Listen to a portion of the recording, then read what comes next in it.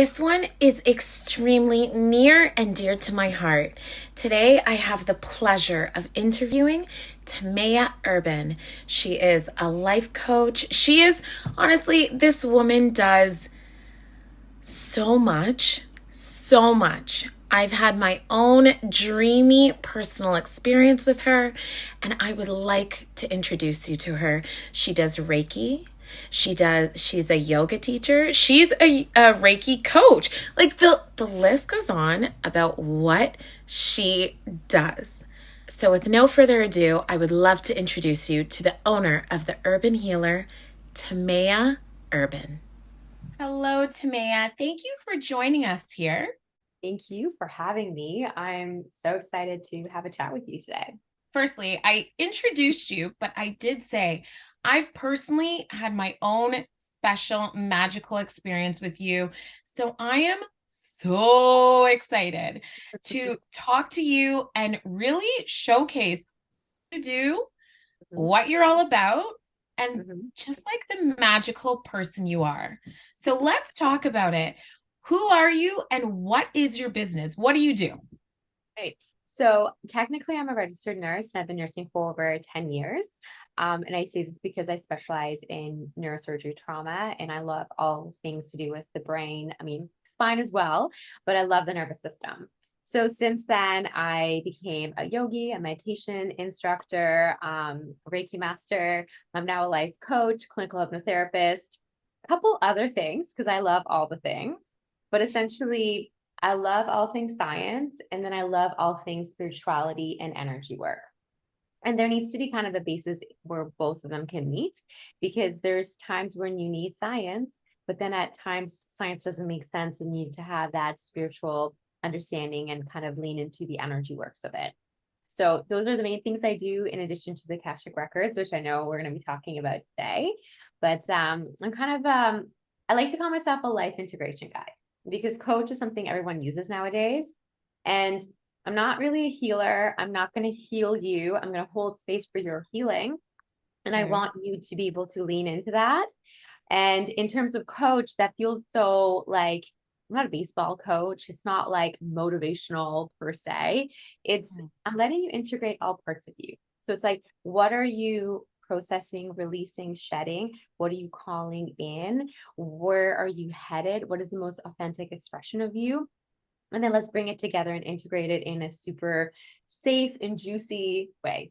The reason I wanted to interrupt is because I'll take a moment to get a little vulnerable here and say, in COVID, I started therapy. I actually always wanted to start therapy. I think therapy is so cool. Like, I want people to just dig me apart and tell me where I'm going wrong or what I'm doing right or whatever. I had the absolute pleasure to run into Timea, um, and she was basically running a class at a meditation studio. So the only reason I wanted to take this opportunity to interrupt is because she was like, well, I don't know, I'm not quite a life coach, but like I guide you through things. Okay. For me, I've had therapy. Therapy's great. For me, I've had Timea. Tamea's great. In the beginning, she definitely said, I get you through some of these big things easier and faster. And I was like, great, let's do that. And it really was like nothing I've ever experienced before, to be honest. Thank you. I love my therapist, Mhm. Timea. I'm not saying I don't love you because I really love you. Like, you Yeah. really, really, really, really made a massive difference in my life. And we will talk about everything. I would love to talk about your modalities and what you actually do. So, Yeah. yeah, Thank please you. take it. And again, I'm in therapy. I think therapy is great, but I think therapy has its space for certain issues and processing. But then there's some things where a deeper processing into the subconscious mind is needed for you to have a faster, more effective, and long lasting result personally. And again, I believe in science. I believe in psychotherapy. I think it is great. And it's great to merge the two and have both modalities and supports in your life because both of them have a different function.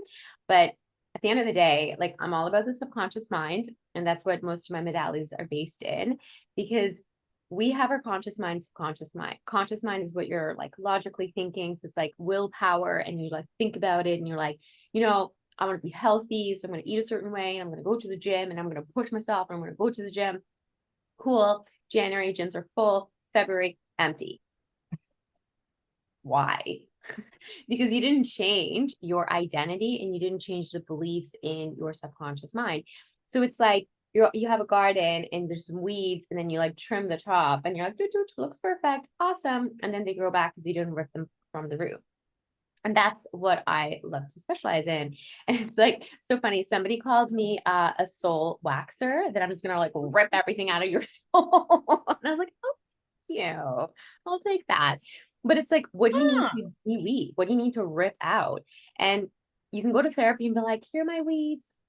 Oh yeah. Oh wow. Oh, okay. How did that make you feel? Oh, okay. Perfect. But take your weeds home. Come back next week. You're like, okay. And sometimes you just need to rip it. You need to get it right out, but you have to do it in a way that feels safe. And Yeah. that's why science comes in. If your nervous system doesn't feel safe, it's just going to go into survival mode. It's going to shut down and it's not going to take anything in. So it's like you got to reprogram the beliefs in the subconscious mind and also be aware of the limiting beliefs that you have. But then you also need to make sure you're down regulating the nervous system so the healing sticks. And I will say one thing about limiting beliefs, because it's funny because some people are like, I don't have any. I'm like super positive. I don't have any like limiting beliefs. I'm like, okay, cool. What does your bank account look like? What does your body feel like? Are you in the relationship you want to be in? Like, how's your social life? Do you live in the home you want to live in? And it's like, no judgment. If any of those are like, well, no, not yet, there's a limiting belief that's holding you back from being able to receive it. There you go. Absolutely, there is. And Yeah. it took me a long time to realize that. It's funny because like all of the topics we have spoken about, you and I, Mhm. myself and my therapist have spoken about. So it's really interesting to see the different ways that we went about addressing different topics. Yes. Can we discuss feminine and masculine energy? I knew that was going to come. Okay. So everyone has feminine, masculine energy, and you need both. And you can think about it like inhaling, exhaling. One isn't better than the other. They're both needed and they like work off each other. So often we don't know how to tap into one or the other. And we also have some beliefs and I guess stories around what some of them are. So being in your feminine, is that weak? Is that being too sensitive, too emotional? No, not if you're in your divine feminine. And then also your masculine, like it's not bad or good. You need both in different times. And I like to kind of compare it to the nervous system. So there's like the stress response, the sympathetic nervous system, the like go, go, go, do action goals, like let's go. Super important. You can't live in that. That's Mm. not sustainable.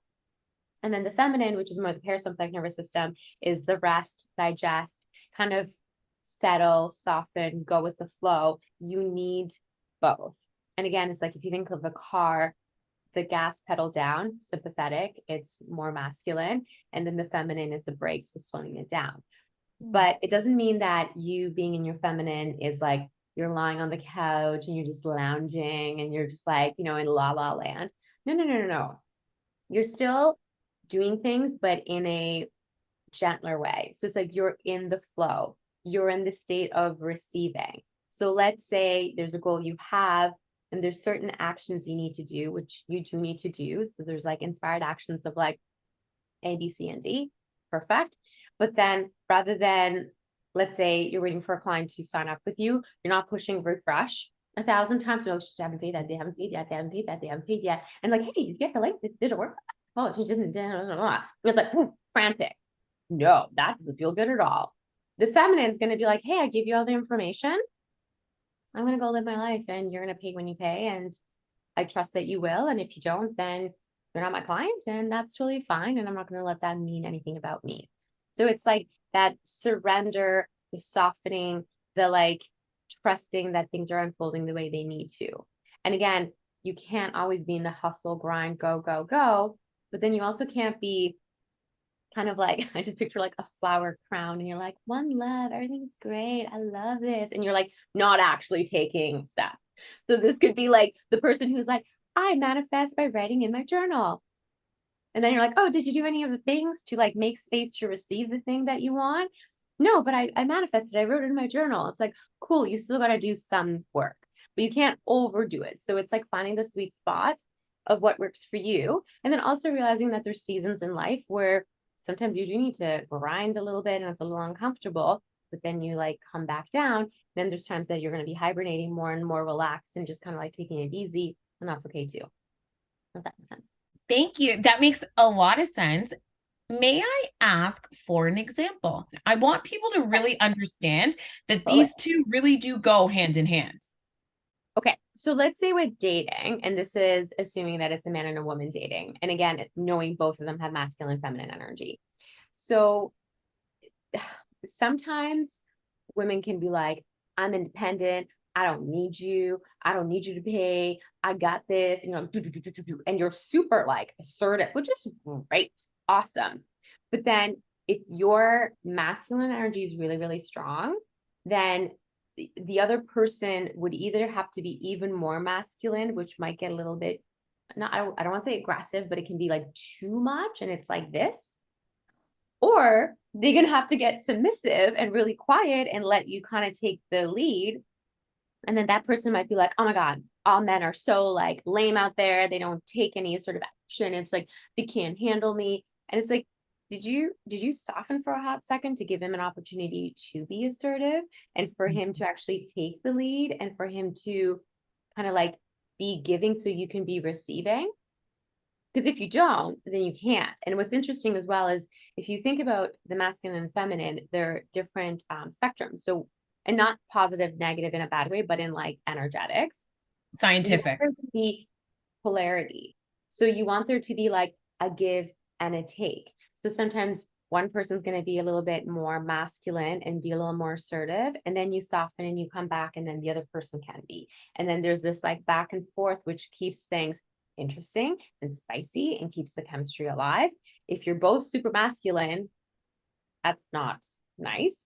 And if you're both super like feminine, then it's going to be like, no, like you make the first move. No, you make the first move. Why aren't you making the first move? And it's like, well, that's not going anywhere either.